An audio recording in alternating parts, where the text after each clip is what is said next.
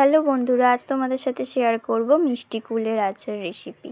তো চলো, প্রথমেই পাকা কুল নিয়েছি। এখানে পাকা কুলটাকে ভালো করে জল দিয়ে ধুয়ে নিতে হবে। তোমরা এখানে চাইলে কাঁচা কুল নিয়ে রোদে শুকনো করে নিতে পারো। কুলের আচারে আখের গুড়টা ব্যবহার করার আগে আমি এখানে আখের গুড়টাকে ভালো করে ফুটিয়ে নেব জল দিয়ে।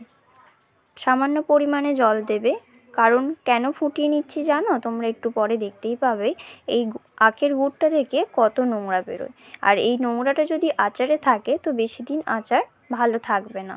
তো সেই জন্য প্রথমেই আচারে গুড় ব্যবহার করার আগে তোমরা এই টিপসটা অবশ্যই ফলো করো।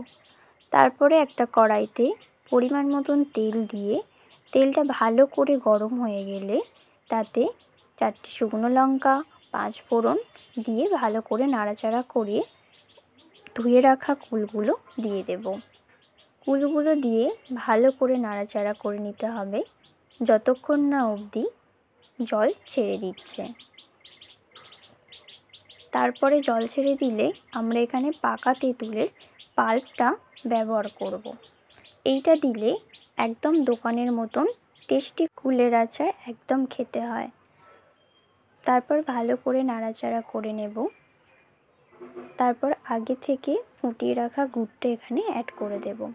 গুড়টা দিয়ে ভালো করে নাড়াচাড়া করিয়ে নেবার পর এখানে স্বাদ মতন লবণ তোমরা অ্যাড করবে। লবণটা দিয়ে কিছুক্ষণ ফুটিয়ে নিলেই তৈরি আমাদের একদম দোকানের মতন কুলের আচার রেসিপি। তোমরা চাইলে এটা অবশ্যই বাড়িতে ট্রাই করো। আশা করছি সকলের খুব ভালো লাগবে। যদি ভালো লেগে থাকে লাইক, কমেন্ট, শেয়ার করো।